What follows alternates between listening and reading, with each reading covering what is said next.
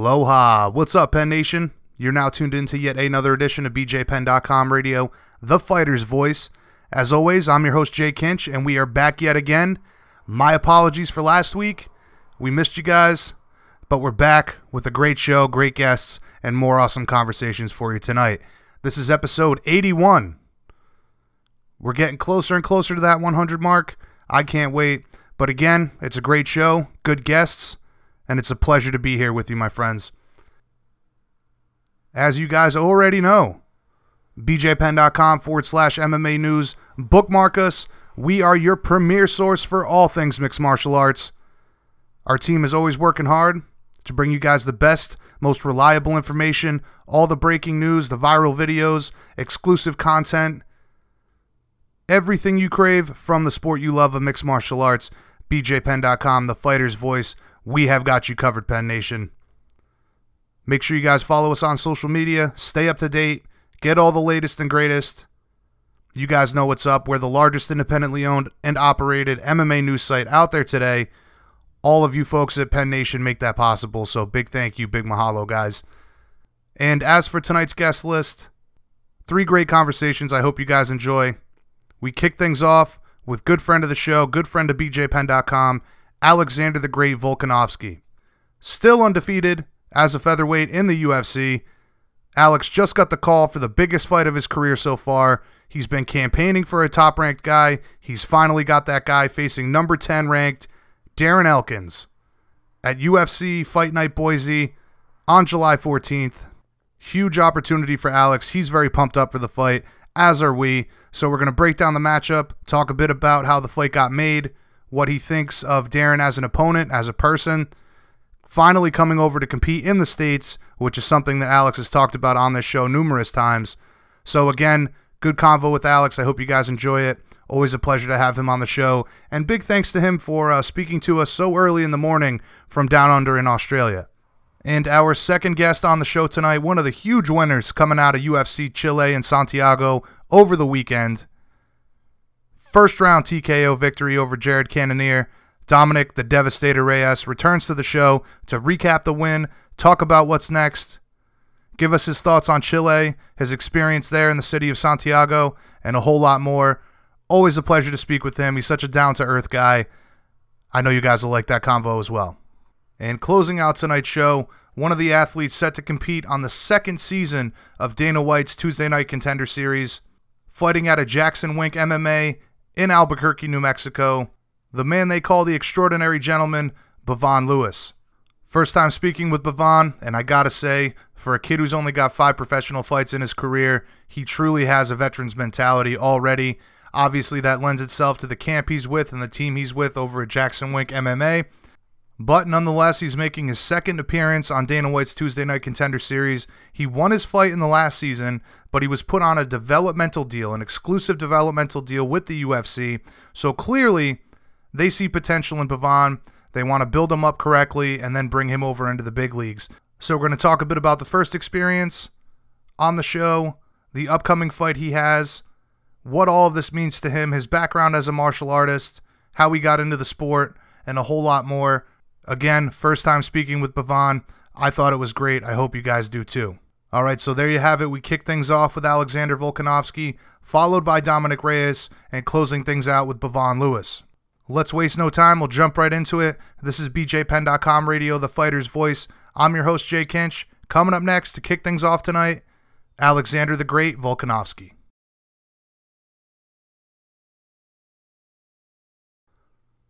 All right, Penn Nation, please welcome back to the show, undefeated in the UFC's featherweight division and a good friend of BJPenn.com, Alex Volkanovski. Pleasure as always to have you back, my friend. How is life down under this morning? Thanks for having me. Yeah, it's good. Yeah, busy morning as it always is for a family man, as you'll know.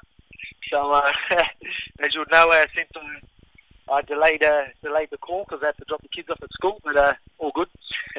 Well, I completely understand, man. Family first. And, you know, obviously we always appreciate you taking the time to speak with us, especially so early in the morning over there. A lot of fighters are not morning people, to say the least. Yeah, well, mate, we got no choice. So we're up at bloody 5 in the morning almost every morning. Our kids like to get up early. So, yeah, we're definitely morning people. So there's much to discuss, much to cover. A lot has transpired since we last had you on the show. I believe we spoke just after the win over Jeremy Kennedy. You've been saying for a while now that you wanted a top 15 opponent. You finally have that matchup against the number 10 guy and one tough dude in Darren Elkins. First off, tell us how excited you are to be fighting Darren. Mate, it's unreal. It's unreal. I wasn't expecting. Obviously, I'm calling out top 15 guys. I thought I deserved someone in the top 15. And, you know, Sean, that's what he was looking for. He was trying. I think he threw a couple of names, and he was trying for a long time, actually. We just kept hitting him up. I had my manager just pestering him. And then he finally come back to us with Darren Elkins, which, man, what a champion, to be honest with you. Like, he doesn't really have to take this fight. He's on a 6-fight win streak, taking out some big guys. He probably should be ranked higher than he is anyway. He could definitely be fighting someone in the top 3. But, you know, he put his hand up. Again, I think it was hard for me to get matched up. But Darren, the man that he is, puts his hand up and goes, all right, let's do it. And, it's unreal. So, I've got a lot of respect for him for that.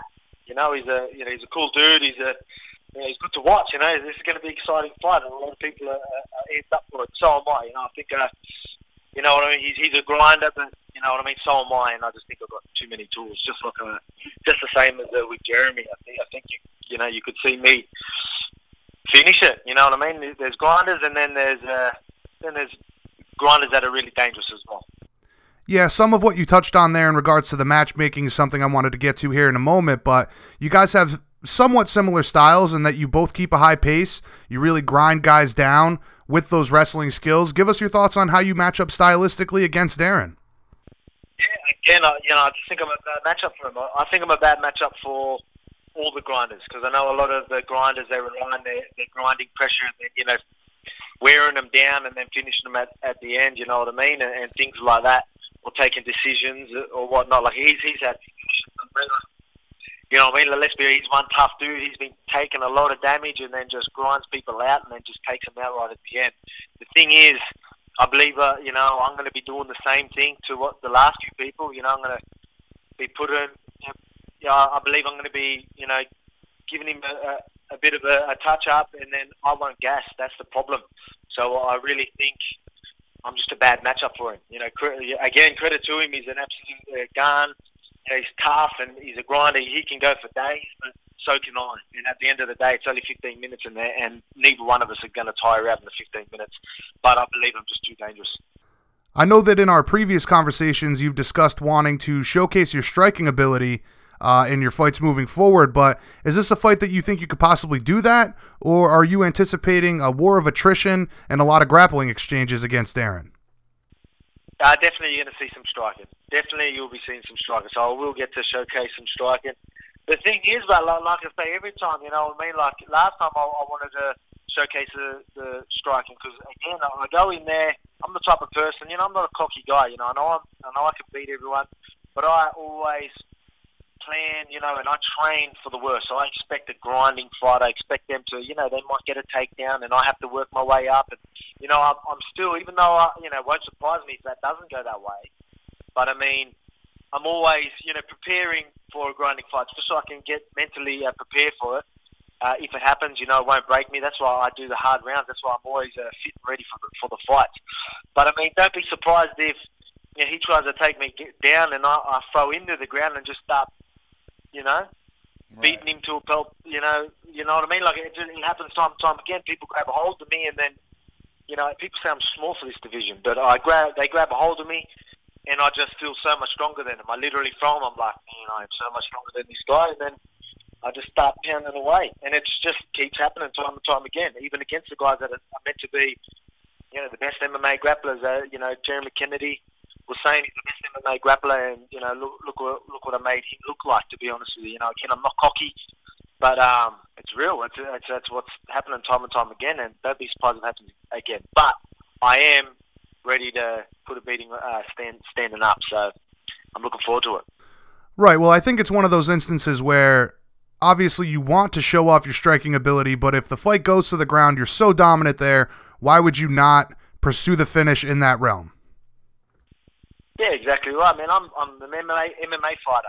See, a lot of people, you hear a lot of people that talk about, like stand-up's good, but I mean, if if you can absolutely dominate someone in a position, I want to showcase, how much better I am than these people. I'm not going to give, again, like striking. If I'm fighting a striker, even though I think I can beat him striking, but when I can make 10-8 rounds, you know what I mean, and finish them on the ground like with ease and make them look amateurish, that's really setting statements. I know some of the, the casual fans, might not look at it, but I mean, I know people that know the game, know MMA, really appreciate my ground and pound, and that's my thing. So if it goes down there and I feel that's what's going to give me the win, I'll do it. But at the same time, when it's on the feet, I'm always looking to put the lights out. So that's always a given. If you see me strike, I'm striking the finish every time. Yeah, I've got to tell you, man, seeing guys like yourself, Khabib Nurmagomedov, with that ground and pound style, it's been nice to see that come back into the fold in mixed martial arts. Ground and pound, obviously something that Mark Coleman had really put on the map. It was a big deal in the sport for a while. Then it seemed to kind of die out, but now we see that with guys like yourself pursuing the finishers with the ground and pound, getting the finishes, so it's very refreshing to see that. But Darren is probably most well known for being resilient, incredibly hard to put away. He hasn't been finished since 2013, and he's likely going to win an award for the greatest comeback of 2017. Talk to us about fighting a guy that's so durable, and do you think you'll be able to put him away in the fight?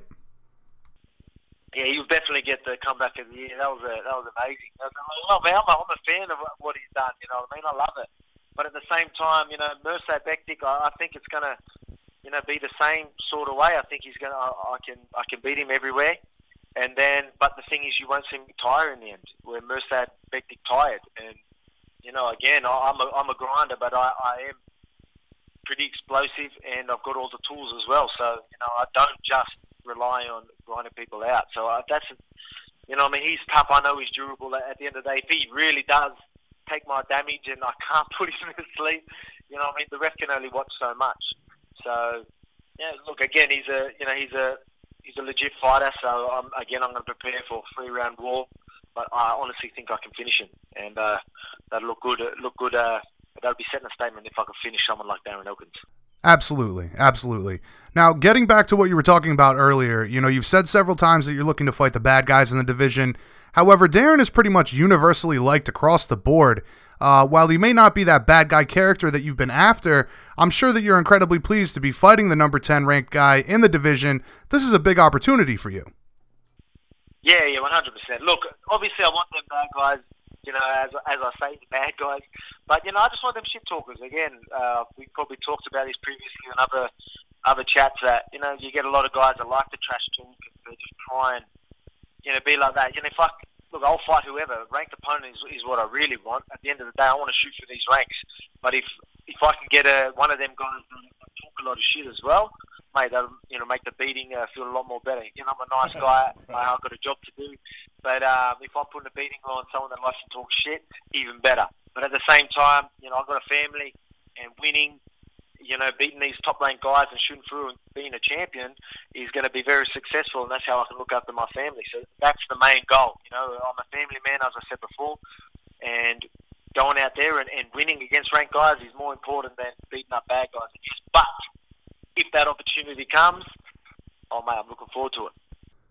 Without a doubt. But, staying with this for a moment here, this also lends itself to the kind of guy that Darren is, right? I mean, you and I have discussed how tough it's been for you to get a ranked opponent, and for the number 10 guy to take a fight against an unranked powerhouse like yourself, that's a very risky fight for him. Yeah, definitely. That's what I mean. Like, he's just mate, he's had a hard road, you know what I mean? Like, think of the wins. He's on a 6-fight win streak, I'm almost certain. He's took out, Bermudez, Johnson, Mirsad Bektik, and he's still, somehow ranked 10. Like, I thought he'd be ranked a bit higher, and I thought he deserves one of these. Mate, I wouldn't be surprised if he was, like, fighting for number 1 contender. Like, realistically, I think that's almost what he deserves. But at the same time, I think people are starting to realise that I'm a big threat in this division. So either way, a lot of people, I've seen, like, on Twitter and that, a lot of people are like, oh, feeling, pretty much sorry for Darren Elkins, saying that he deserves someone higher. But in saying that, I'm no mug, and they're looking forward to the scrap. But I mean, that's just how it is. And again, credit to him; he's an absolute beast, and I've got a lot of respect for him. But I just believe it wasn't a smart move on his part. But again, credit to him. Yeah, that segues into my next question perfectly here. I'm wondering, were you at all surprised at how some of the media had reacted to the announcement of this matchup? I had saw a lot of people saying that this is a great fight, but it makes no sense for Elkins. Does that give you any added motivation to go out there and really make a statement on July 14th? Well, I guess it does. But at the same time, when I know Sean was asking a few people, a few fighters to fight, and a couple of opportunities. Obviously, that's the thing. A lot of people will sit there and go, "Oh, everyone's scared. Like, you know what I mean? You got the same thing with the Zabit thing. There's a bit and all them guys, but you got to realise that these people have, they're ranked. Why should they're coming off wins and whatnot? Why do they have to fight someone outside the rankings? And I'm a realist, man. I understand that. And but a lot of people turn down fights so they can fight other ranked opponents, which is just how it's just how it is these days, and I totally understand. But you know what I mean? It's again like I can't wait to go out there. I know a lot of people know I deserve to be in the top 10. I will be there very soon. But, again, they're just looking at it as, Elkins probably deserved that. But in saying that, it's going to be a cracker of a fight. Alex is going to be, I want to go out there. I'm going to finish him. I'm going to win a couple of fights after that. And then he's going to be, everyone's going to realise, that's why he lost to me. You know what I mean? So, I'm going to, definitely, I'm going to be setting a statement. Absolutely. And I think this is one of those cases where this is your opportunity to really arrive in the division to the masses, to the fans outside of Australia. This is your coming out party. Everybody's going to have to take notice after this fight. 100%. This is a fight that really, really opens up everything. Again, on this side of the world, even I know I've got a few guys in America that support me and know of me and know that I'm the real deal as well. But this side of the world know that I'm the real deal, and they expect me to take out these top ranks and fight for the title soon. But now it's time to, again, against someone like Darren Elkins, go over there in the US is exactly what I wanted. We were waiting. I probably could have fought a bit earlier, but we wanted a ranked fighter in the US. That was the goal. So we had a couple of sort of cards that we were interested in, and this is it. This is my opportunity, and I'm going to take it, and I'm going to ride with it. Right, and staying along with that, you've told me several times that you want to compete in the States and continue to build your brand abroad. Finally, with this fight, you get to do just that.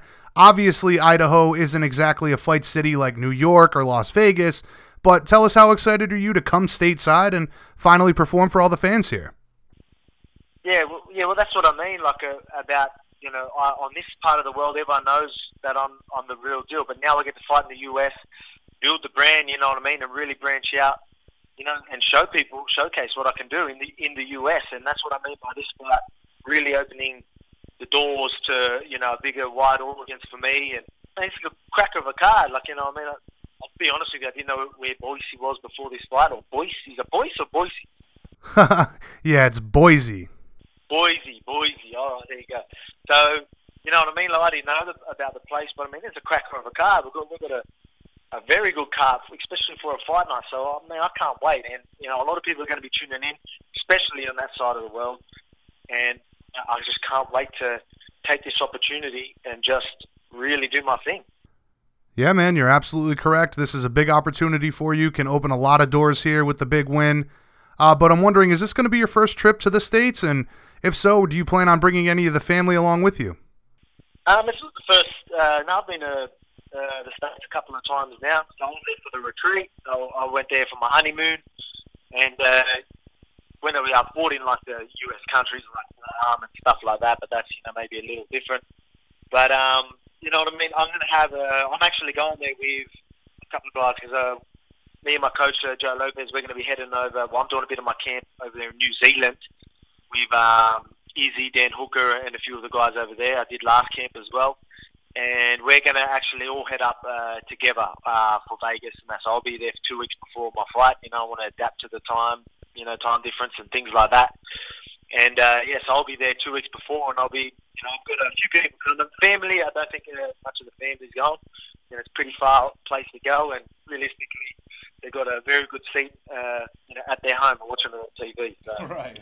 they're happy with that, and I guess money-wise as well. A couple of grand just to, well, not even, you know. I mean, you think of thousands of dollars just to watch me fight, which I know it will happen, but when I'm fighting for the title, maybe they can.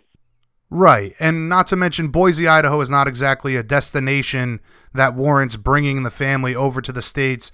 But you mentioned there that you're going to come over a few weeks early. I was going to ask you that, how early you plan on coming over to adjust to the time difference and all those things, but it sounds like you're doing so. But are you going to be training stateside as well? Will that be at the Performance Institute in Vegas? What's the plan there? Yeah, I'll be doing that. Yeah, I'll train at the Performance Institute. I will just train again, like Izzy and Dan Hooker are both fighting on that week, so on that weekend as well. So international fight week. So I'll be there training with the boys. I've got a couple of so we're gonna have a couple of training partners there. It's gonna be a good crew. And again, we've got the Performance Institute to do our thing. We've got the facilities there unreal. So I've been looking forward. I wanted to fight in America so I could use that. Even though I'm not fighting Vegas, I still get to use the facilities. So I'm laughing. So it's gonna be good, man. I can't wait. It's gonna be a big week. While I'm dieting and cutting weight, mate, it's gonna be good. You know what I mean? I won't get to eat, but I mean, there's gonna be plenty to see. Gonna get my training in, get to watch some fights. That's one way to get in your zone and not worry about eating. So I can't wait. Absolutely, and like we're talking about here, the fight week itself, International Fight Week, always a lot of events, very exciting stuff. Big week for the UFC and for the sport of mixed martial arts. But like we've been saying all along here, you know, this is a great opportunity for you to break into the rankings, build that momentum towards the title without looking past Darren in the slightest here. Does a big win on July 14th, does that set you up for a top 5 guy before the end of the year, in your opinion? Again, I want to set a statement. If I can, you know, I believe I can make it look easy again. Nothing to Darren Elkins. I know he's a gun, like I said, but, you know, I'm not disrespecting him at all, but I just believe in my abilities that I can still do what I've been doing the last months. Again, I haven't lost a round in the UFC. You know, there's plenty of 10-8 rounds in my fights. I'm looking to set a statement. If I can put a big finish on, depending on the finish, you know what I mean? That's you know, it's a different sort of way how things work now. You know what I mean? Like you could be one big knockout away from, you know, a title fight even. You know what I mean? It just depends. So I'm ready to showcase and highlight real finish. And yeah, I'll be looking to fight someone even ranked higher. All right, man. And listen, as a longtime fan of mixed martial arts, I got to say I'm very excited to finally see you compete in the United States, put on a show for all the fans here. In conclusion, brother, tell us how you visualize this matchup playing out and give us a prediction for the fight if you have one. Yeah, man, I'm going to go out there. I honestly think that I'm going to, put a beating on the feet. You know, again, I'm sounding a little disrespectful, but this is what I believe. I think I'm going to pick a lot of shots.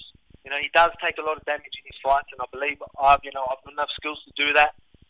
And, you know, his takedowns and all that, he's got really good wrestling. But again, when it comes to MMA wrestling and all that type of stuff, I just believe I'm on another level. So, and he will not fly me out. And I honestly think I'm getting the finish in the first 2 rounds, just purely through power. You know, not saying his chin's getting away from him. I just think, knowing in the division, once I really put my hands on someone, you know what I mean, especially on the stand-up, I reckon I'm one of the hardest hitters in the division. So I'm ready to prove that. So I believe I can take him out in the first couple of rounds. All right, man. Well, I'm certainly looking forward to it. Always a pleasure to speak with you, Alex. Greatly appreciate your time this morning. Have a great training camp, my friend, and hopefully we can catch up before July 14th, before the fight takes place. Before we let you go, though, any shout-outs or sponsor plugs you'd like to get in? Yeah, Southern Cross Industries, quick shout-out to them. Unibet and Engage and Muscle Mills. I'll give them all a shout-out. Thanks for the support, and everyone else for the support, even the people in the US. I've got a lot of people keen to watch me over there. I'm going to even have some guys living over there that are going to watch. So shout-out to you guys. Can't wait to put on a show. See you in Boise. Did I say that right? Boise. Yeah, that's right. Boise. Boise. I'll go to Boise. All right. All right. Again, my friend, always a pleasure to speak with you. Very much looking forward to the fight. Can't wait for July 14th. You have a wonderful morning down under, and we'll catch up again before the fight, my man. Thank you very much for the time today. No worries. Thanks again for having me. All right, bud. Later, man. You guys heard us really drill it home there, but this truly is such a big opportunity for Alex. The chance to fight in front of fans in the States, fight a guy like Darren Elkins in the top 10, an incredibly tough guy who's very well known amongst the hardcore fans at least. A dominant win over Darren Elkins not only puts him into the top 10, but it also puts him into the discussion for guys that could be fighting for the title early 2019, mid 2019. If Alex can get one more fight in, he could possibly break into the top 5, and we could be having that conversation by the end of this year. So again, huge opportunity for Alex. Very much looking forward to the fight. Now, speaking of guys that'll be in the conversation for the title picture in 2019, this next guest, you can bet your bottom dollar, is going to be in that conversation as well in the light heavyweight division. Coming off yet another first-round stoppage in the UFC, this brings him to 3 first-round stoppages in his UFC career. Again, the future of the light heavyweight division, good friend of the show, the Devastator himself, Dominick Reyes. As I said earlier, we're going to recap the win over Jared Cannonier down in Chile at UFC Santiago over the weekend. We're going to talk about what's next, what his plans are for the remainder of the year, who he'd like to face, and a whole lot more. This is BJPenn.com Radio, the fighter's voice. Coming up next, Dominick Reyes. All right, Penn Nation, please welcome back to the show. Coming off yet another sensational first-round finish in Chile over the weekend against Jared Cannonier, the Devastator himself, Dominick Reyes. Pleasure, as always, to have you back on the show, Dom. I'm assuming you made it back home now? Yeah, I'm back home. It's a pleasure to be back on the show, back in California.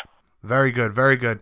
So first off, man, congratulations on yet another amazing win. That brings you to 3-0 in the UFC, all first-round finishes. It doesn't get much better than that, my man. How happy are you with the win? Oh, ecstatic. And like you said, it doesn't get much better than that. 3 first-round finishes in the UFC. I don't know who or if that's ever been done, but I'm trying to make it as many as possible. Right. Keep that trend going, that is for sure. Walk us through the finish. You know, you caught him clean with the uppercut coming in, then you swarmed him, doubled up on the head kicks, went to the body, you dropped him, the ref stopped the fight. Was that just another day at the office, or was there anything, something that you knew you'd catch Jared with specifically coming in?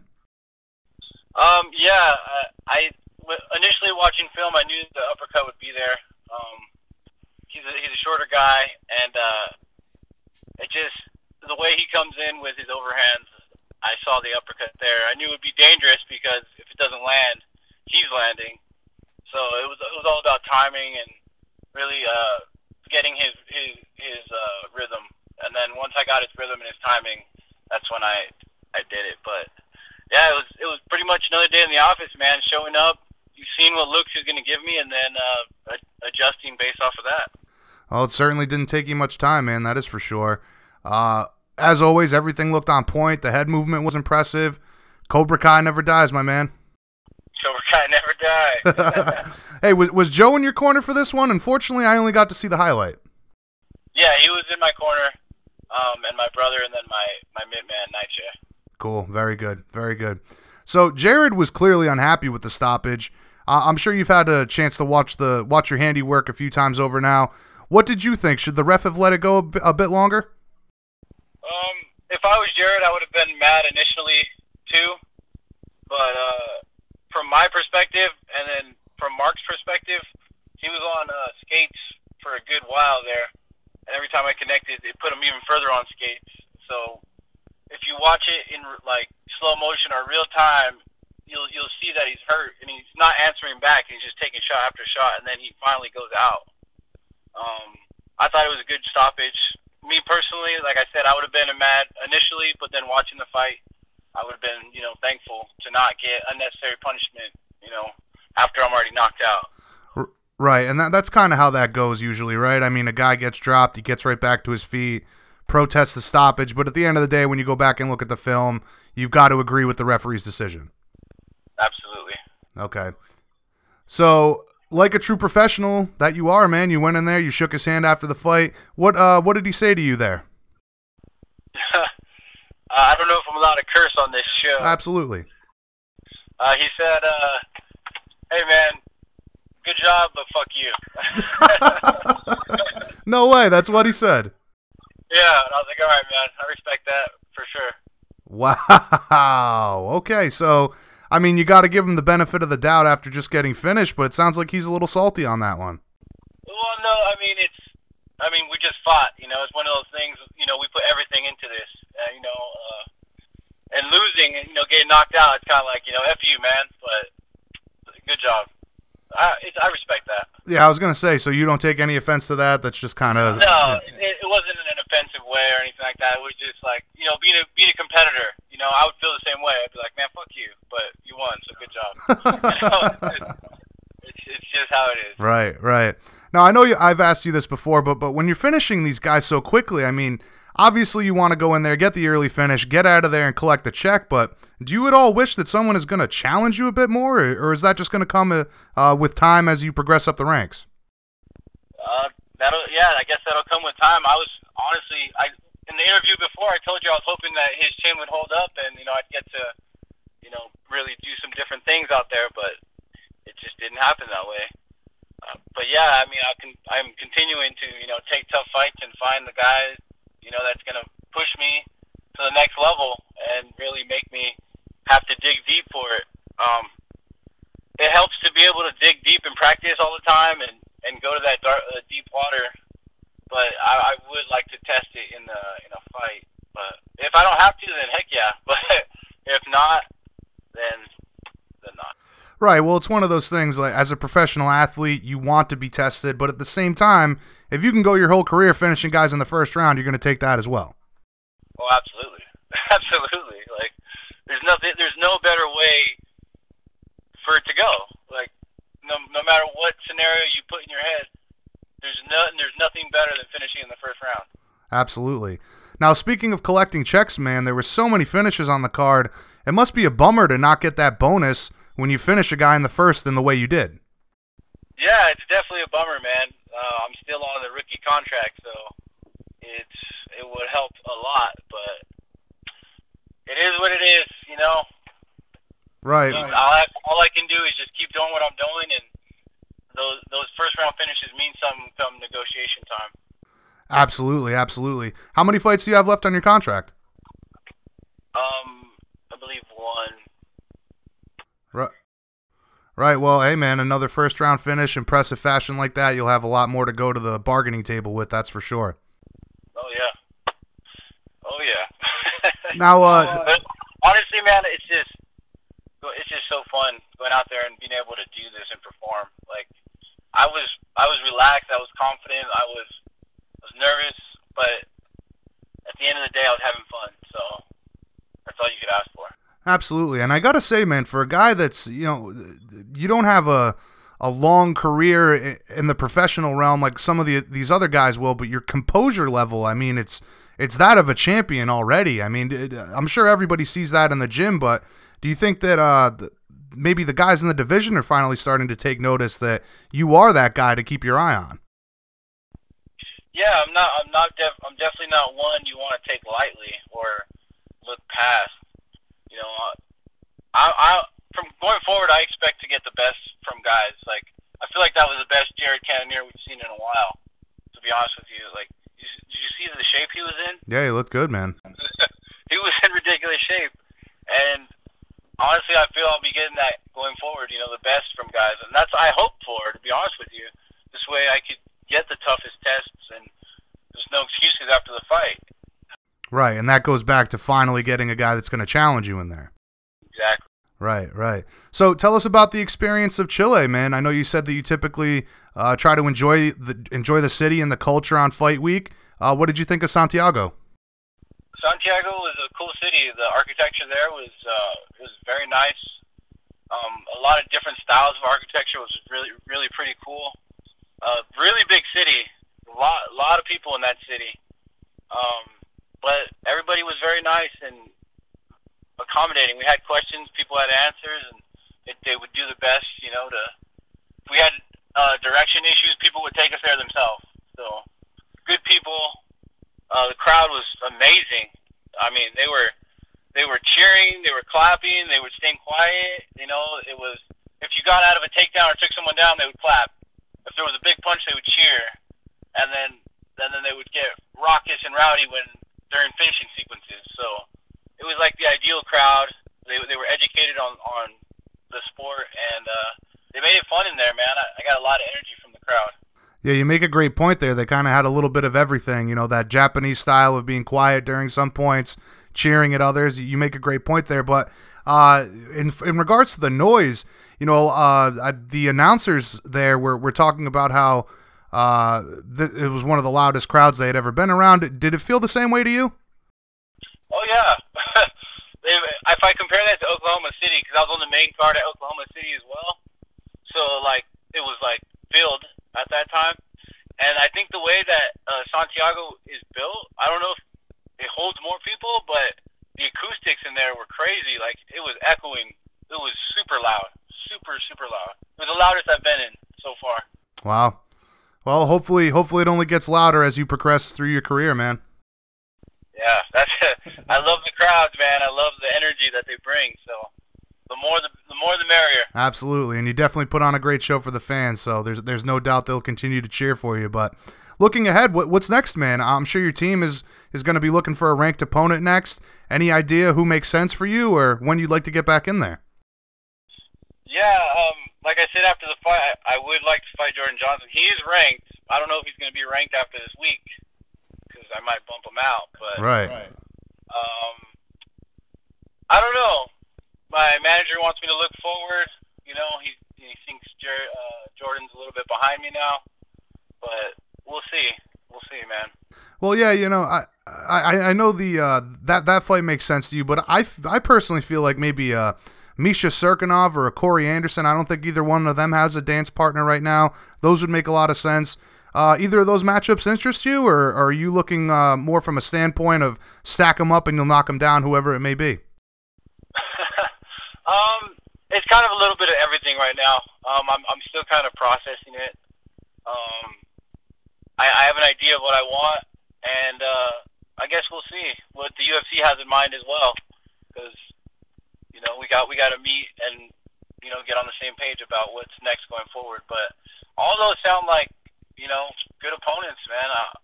I'm reaching a point in my career where it doesn't matter who's in front of me. So right, and the priority here is that you get a ranked guy, right? Exactly. Yeah, we're fighting a ranked guy next. That's as far as I know. Okay. I know you're not the type to call guys out, but I mean, honestly, man, if you could handpick an opponent right now for your next fight, who would it be? Jordan Johnson. Okay. Sticking with it. Completely understand, man. Yeah, there's a few things. One, he was talking trash. Two, he is a wrestler, and that's pretty much all he's good at. And people want to see me fight a wrestler, so that would make sense. And yeah, we're both from California. We both train in California, at least, and I think the LA card would be perfect for that. So I mean, obviously the fans in this sport they're either awesome or they're terrible, but it sounds to me like the consensus is everybody wants to see you fight a wrestler. They think that would be the challenge for you at this point. Yeah, I think that's what people think. They just don't know. I'm a guy that they just don't know. I know, but they don't know. Right. Because I'm actually better at grappling than I am at striking, but they don't know that. Well, just another opportunity to show the world what you're all about, man. Exactly. Very good, very good. So, considering all the hard work you've put in thus far, man, for this year, you going to take any time off to relax, or are you already back in the gym? I'm going to Hawaii next week, so I'm going to rest. I'm going to take that time off. I haven't really done a real vacation in like 3 years, so this will be my first vacation to just not worry about anything and just hang out and chill. Cool, man. Cool. Yeah. So headed to Hawaii, man. When are you doing that? On Sunday. Awesome, awesome. What island? Maui. Sweet. Yeah, I'm excited about it. Always wanted to go there since I was a kid, so I could finally make it happen for myself. Right. That's a beautiful thing, man. All of the hard work, all that accumulates into being able to do the things that you dream of. It's very cool stuff to see happen, man. Yeah, man. It's super cool. It's exactly what I'm working for, Right. Well, like I've said, man, several times in the past, and everybody seems to agree with this, you are the future of the division. I think that we see you break into the top 10 before the year's end, challenge for the title next year. I'm sure you feel like everybody at light heavyweight is finally taking notice, and if not, they'd be pretty foolish, right? Yeah, absolutely. I agree with all of that, everything you just said. All right, man. Very good, very good. So in conclusion, man, give us the plan for the rest of the year. Tell all the Devastator fans out there what they can expect, and I guess campaign for that for the fight with Jordan Johnson. All right. Rest of the year, you're gonna see me probably fight 2 more times this year. Both of them are gonna be exciting. I come out to fight every time. You guys know that. And yeah, thanks for following me. Give me a follow on Instagram at Dom Reyes, on Twitter at DomReyes24. Thanks to my team at Cobra Kai, Stein Chiropractic, the guys at the Performance Institute, Nate Smock over at Landau Performance, Nutrition Edge, and my friends and family. Love you guys. And my fans, stay with me. There's going to be highs, there's going to be lows, but stay with me. We're going to be champ. Oh, it's all high so far, man. I'm certainly looking forward to all the future has in store for you. It's been awesome to watch this unfold as it has so far. And I hope we get to catch up once a fight gets announced. I hope you have a great time in Hawaii, man. Enjoy the hard work, the time off from all the hard work. Much, much deserved. And you have a wonderful evening, my friend. Thanks a lot, man. Talk to you later, Jason. All right, brother. All right, peace. Later. I say it a lot on this show because we talk to so many up-and-comers. But, man, if you're not on board or on the train with Dominick Reyes yet, you better get on board now, because that kid is coming for the title. Incredibly talented, great work ethic, great team behind him. The sky is the limit for Dominick. I truly believe that. And always a pleasure to speak with him, have him on the show. But let's keep it moving like we always do. Another up-and-coming guy, 5-0 in his mixed martial arts career, set to compete for a second time on Dana White's Tuesday Night Contender Series. His nickname is the Extraordinary Gentleman, and a gentleman he is indeed. Coming up next, BJPenn.com radio, the fighter's voice, Bevon Lewis. All right, Penn Nation, please welcome to the show undefeated pro MMA athlete who is set to make his second appearance on Dana White's Tuesday Night Contender Series on July 10th, the Extraordinary Gentleman himself, Bevon Lewis. What's going on, Bevon? How is life at Jackson Wink today, man? Man, life at Jackson Wink was pretty smooth today. I cannot complain. I said it, many times. It's always a tough day, but you look forward to it. You got those same chills, those same nerves, but I look forward to it. Right, a room full of killers, as always, down there. Truly one of the best camps in the game, and it must feel pretty awesome to be a part of that. It does. It's rarely I get, people get to wake up in the morning and say they're living a dream. I actually am living a dream as a fighter. As a fighter, up and coming fighter, I'm living a dream as far as training. And in Albuquerque, it's a small place, but it depends on how you look at it. Because they're a different set of eyes. The experiences are definitely bigger than some other cities. For sure, man. I can relate. I grew up in Rhode Island. It's the smallest state in the country, but at the same time, it's got a lot to offer. And unless you've been here, you'd never know. So I can totally relate, man. But listen, let's waste no time. You were on Dana White's Tuesday Night Contender Series last season. You got the second round TKO. Now, while you weren't awarded that initial contract, you were given a developmental deal. Can you explain to us what that deal looks like, and how happy are you with that deal?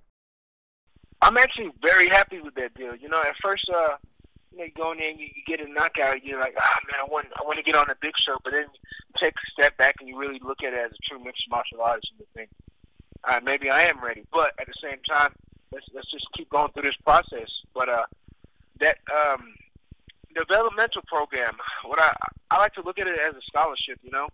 They really helped me out. Being a lot of starting out in MMA, a lot of the fighters aren't. They're going through the struggle just as anybody else. So I'll be preaching to the choir if I was to tell you, you're broke and stuff like that. But for sure that developmental is just something I haven't heard too many people on it, and honestly, I feel blessed. I'm happy to be on it.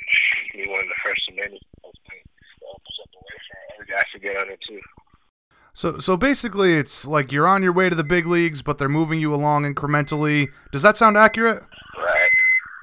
Yeah, pretty much. I'm that top.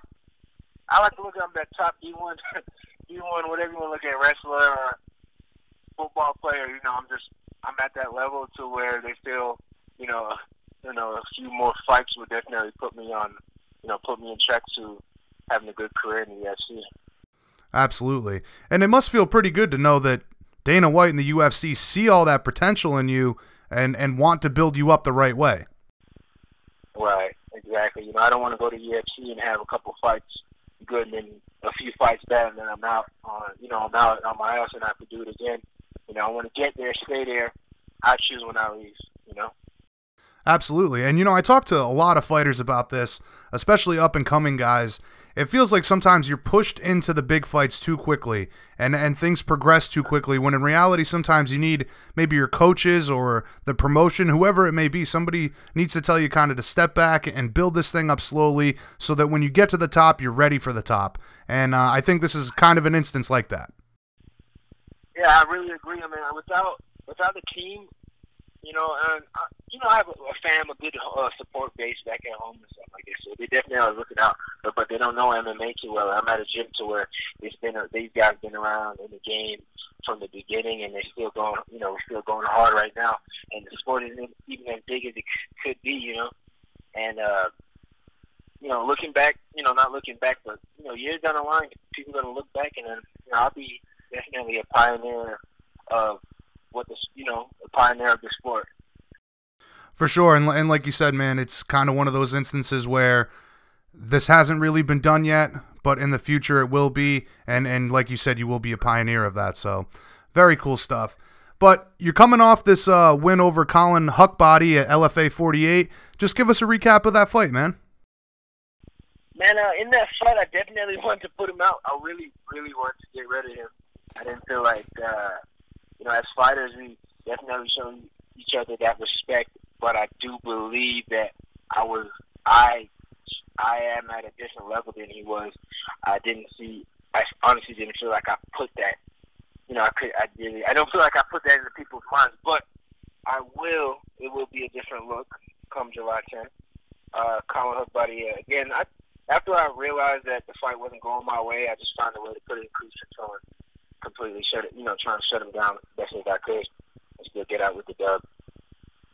So it was one of those situations where you really wanted to finish, but at the same time you can't go chasing it for sake of making sure that you get the W. Right, young in the game, but I try to stay, keep my wits, stay wide, not jump the gun so much.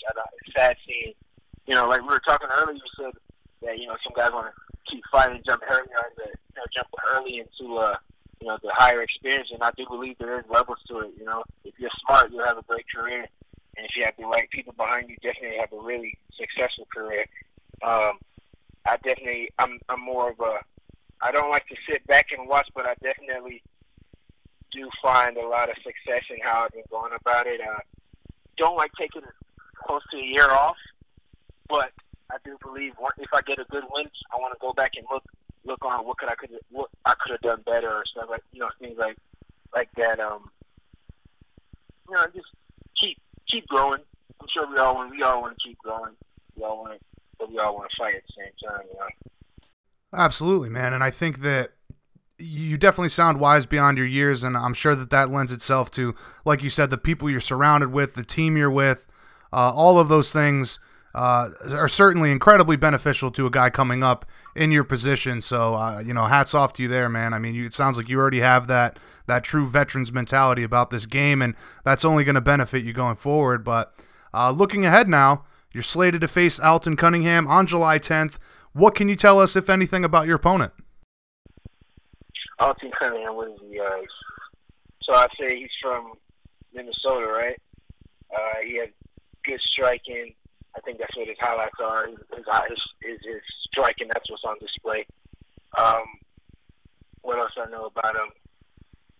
Now, honestly, I know about as much as he knows about me. 5-0, we're still pretty young in the game.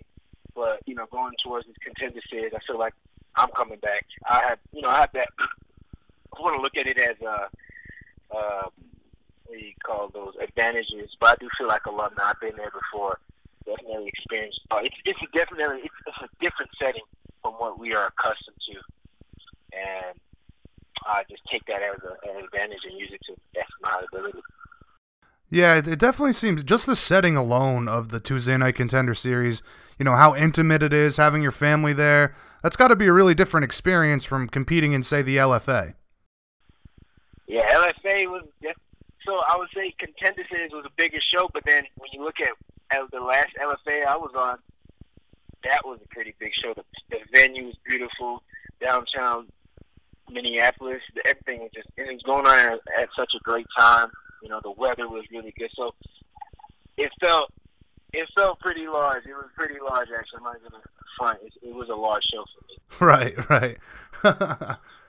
Now, you know, talking about Alton, and it kind of seems to me like, obviously, this is a big opportunity for him to prove himself, but at the same time, you're the guy who's already been there. This is a huge opportunity for you. There's a lot on the line for each of you guys, but at the same time, you feel like the guy who clearly more deserving of the opportunity to be into the UFC. Oh, was he 24? He's pretty young. I was in a situation at one time, but deserving or undeserving, I just wasn't there to be honest. We come in here to fight. I come in here to cracking skulls, you know. Cracking skull, beat him up, do what I got to do to get the win. You know, I don't feel like him being deserving of it or myself being deserving and not having anything to do with it. I came to touch gloves and go. It's just what he's trying to do. And I think that's what he's trying to do. Right. Now, with another win here, I know we've talked a bit about the developmental deal, but with the win here, is the UFC contract guaranteed to you? That's another thing that I don't know how. You know, I really don't know how things like operate or who he has operating the system. But I believe that is a really good chance that I'm going to be in the UFC this year. Right. Hopefully fighting before the year is out. Right. So this is a culmination of hard work, dedication, all of that paying off. If all goes to plan, you'll be a UFC athlete this summer. Yes, sir. Awesome, man. Awesome. So listen, for everybody that's not familiar with you, tell us about your background. You know, how did you get into MMA? What drives you as a martial artist? When I started MMA, I didn't look at the martial arts side. I was just like, yeah, kick, punch, takedown, ground and pound. That's how I thought. I walked into a gym, a little hole in the wall, Georgia Fight Club, back in 2009, and I wanted to get in shape because I wanted to just look good. You know, at 18, something else was on my mind. But yeah, going there to get in shape, and I ended up, the only reason why I even stayed is because I was too sick to move. I worked out one strength and conditioning class, and that was before the MMA program gets started, which was like an hour and a half later. So I really sat on the chair contemplating whether I was going to get somebody to call an ambulance and trying not to freak out. Wow. And I ended up sitting in and watching this Thai class go on and this MMA class go on, and my first coach, Lamonte Chapman, he told me to, you know, just try it out, and I said no. And then the way he presented it is like I didn't have a choice. So I got up, he showed me a few things to what I was going to need so I wouldn't get hurt, and from there, the rest is just been consistent. I had to learn how to get consistent, and I learned what it really took. And it's still, I didn't even know exactly what it took to get in the cage until I went into the cage and got my ass whipped. So, you know, it was one of those things that was just learning, and like, you know, I guess life, man, experience, man. When you experience something, that was the decision. I was like, should I go back or what should I do?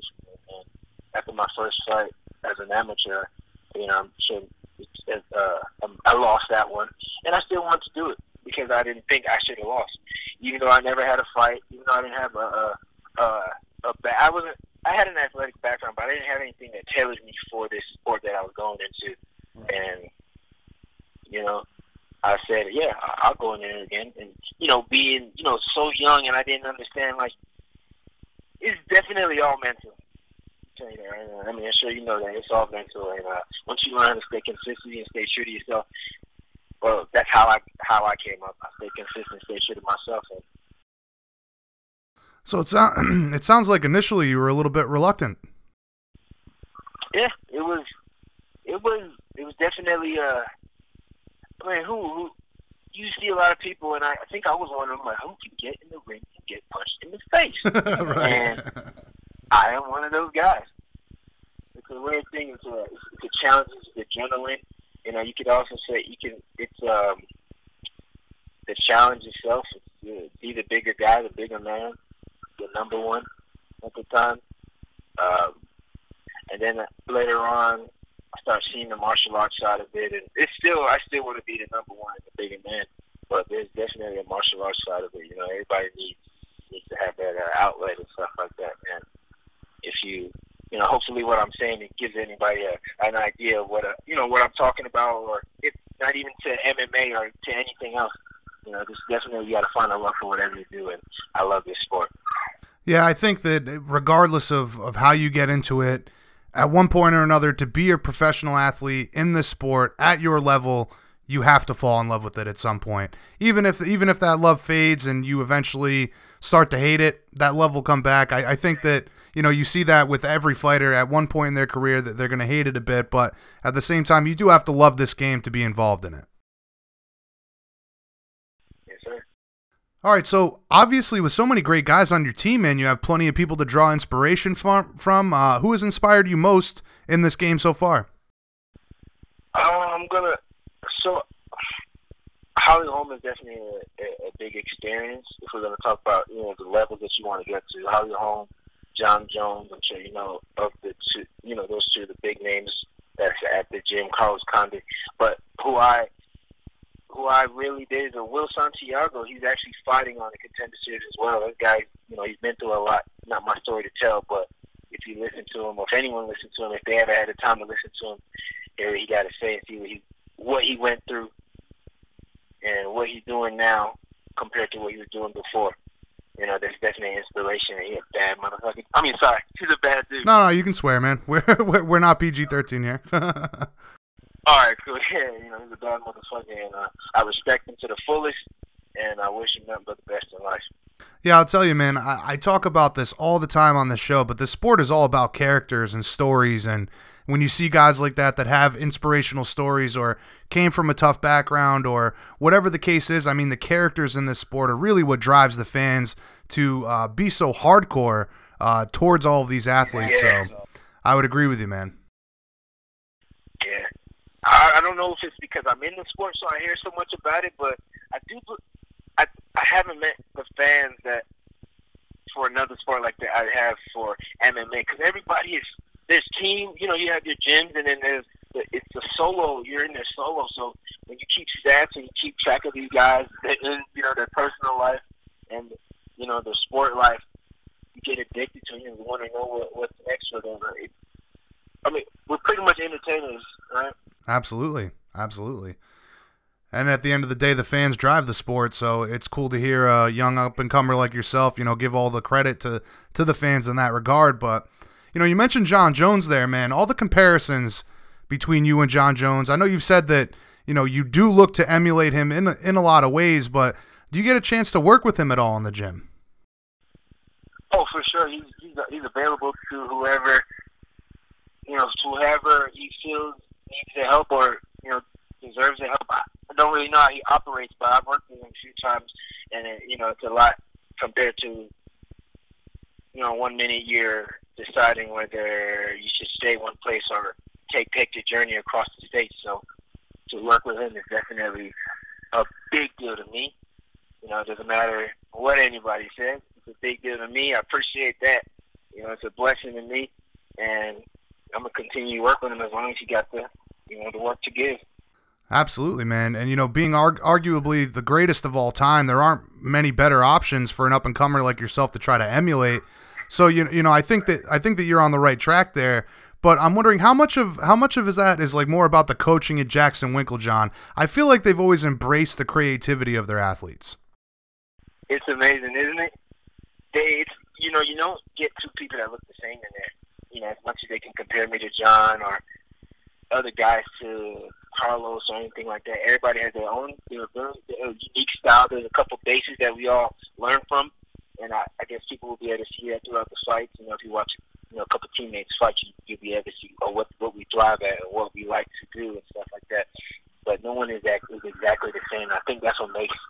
I know that's what makes this gym the best, and I know that's what makes it so hard to actually to get that one over somebody in the gym. It is so hard, and you look at that, and no one has that ego or anything like that.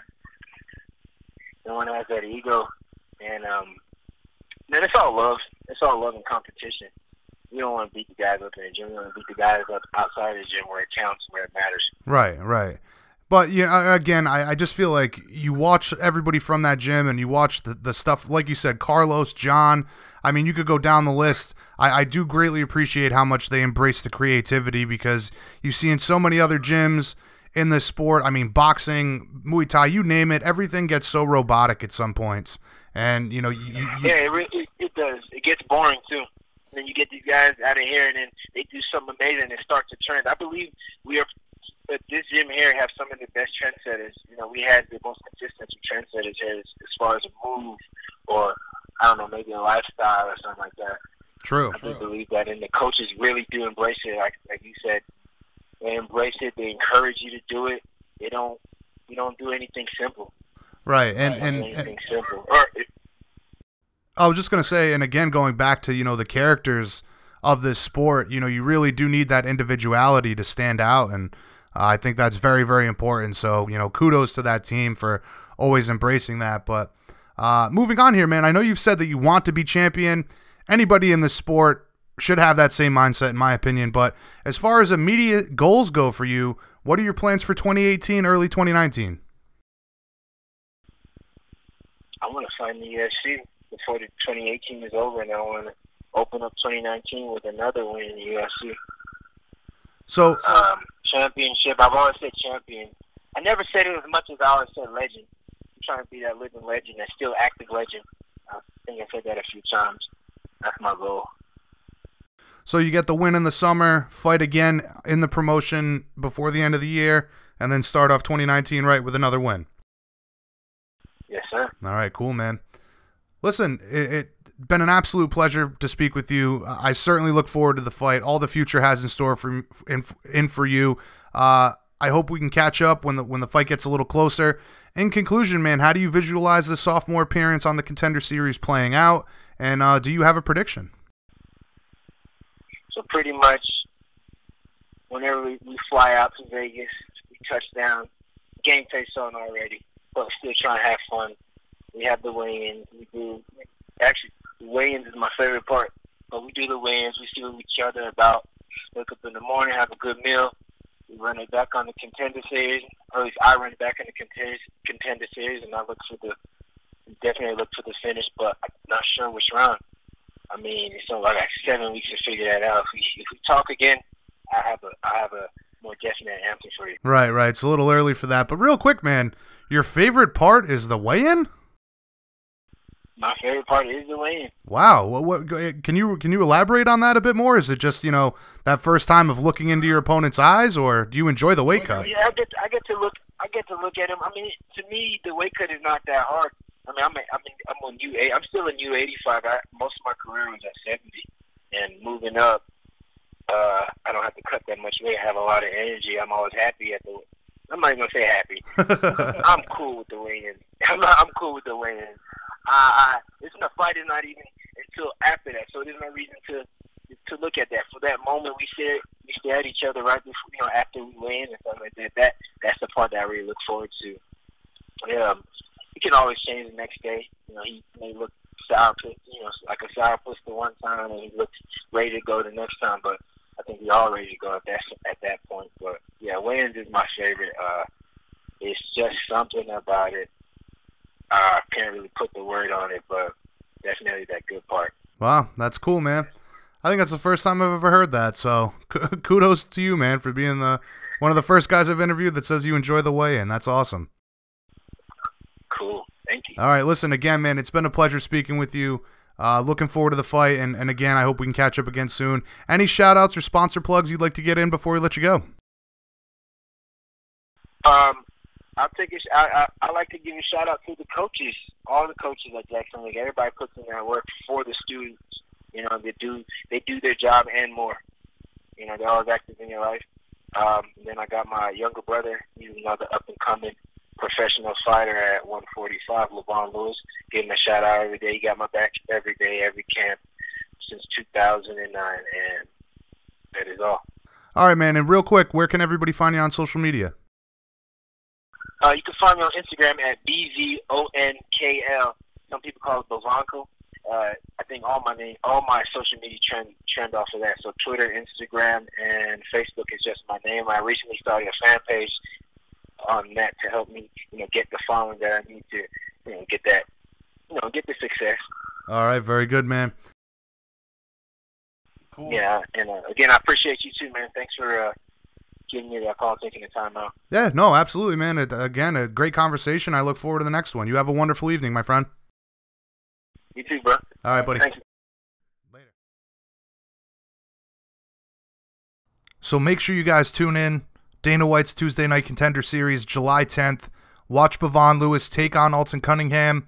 Hopefully get himself a deal with the UFC. Moving on from that exclusive developmental contract into the big leagues, and we'll see all the potential that he has moving forward. But alas, my friends, this is the end of the episode. BJPenn.com Radio, The Fighter's Voice, episode 81. It was a pleasure to be here with you guys, as always. I hope you enjoyed the conversations we had with each of these athletes. BJPenn.com/MMA news. Make sure you bookmark us, follow us on social media, stay up to date. Everything you crave from the sport you love of mixed martial arts. BJPenn.com, The Fighter's Voice. We have got you covered, guys. So on behalf of the whole team, everybody at Penn Nation, all of our hardworking staff, and all of you for tuning in, I'm your host, Jay Kinch. Tune in next week. We'll catch you on the flip side, everybody. Peace out.